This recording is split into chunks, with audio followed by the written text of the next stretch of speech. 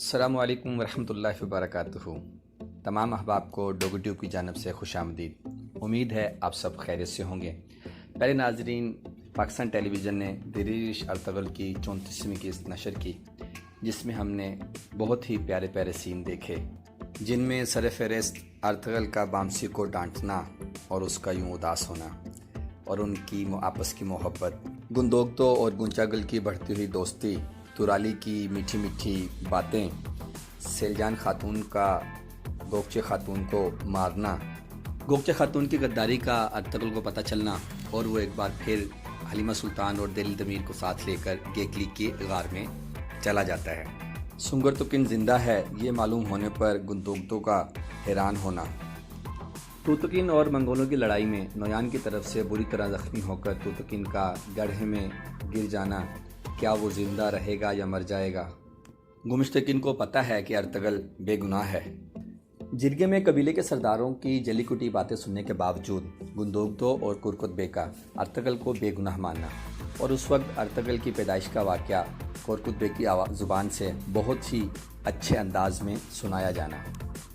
ناظرین، اب آتے ہیں قسط نمبر 35 کی طرف، جہاں یقیناً کوچہ بش نویان سے مار کھانے کے بعد قبیلے میں واپس آئے گا، اور ایک منظر میں دیکھا جاتا ہے کہ جرگے کے اندر وہ بیٹھ کر تمام احوال جرگے کو بتاتا ہے، جہاں یقیناً توتکن کی موت کا الزام ارتغرل کے سر چڑھتا ہے۔ بیٹے کی موت کی خبر سن کر یقیناً کرکت بے بیمار ہو جائیں گے، جس کا اقرار ہم دیکھ چکے ہیں، گمشتکن اور آیتولن کرتے ہیں۔ آیتولن کی جلی کٹی باتیں یہاں بھی جاری رہیں گی، جہاں لگتا ہے کہ ایک دفعہ پھر سیلجان خاتون اور آیتولن کا جھگڑا ہونے کا خدشہ ہے۔ ایک منظر میں آرتگ بے کو ارتغرل کے ساتھ گیکلی کے غار میں دیکھا جاتا ہے، جو کہ یقیناً قبیلے میں سرداران کی چیم گوئیوں کو سنتے ہوئے ارتغرل کے پاس جا کر قبیلے کا تمام احوال کے بارے میں آگاہ کریں گے۔ کیا ارتغرل قبیلے کے غدار کے بارے میں آرتگ بے کو آگاہ کر سکے گا؟ توتکن کو مار دینے کے بعد نویان یقیناً اپنی کچھار میں واپس جائے گا، جہاں پر عبدالرحمن اور حمزہ اس کے ساتھ اس بارے میں گفتگو کریں گے، اور حمزہ یقین دلائے گا کہ ارتغرل بھی اسی طرح مارا جائے گا۔ لیکن لگتا ہے تنگت اب عبدالرحمن کو زیادہ دیر برداشت نہیں کر سکے گا۔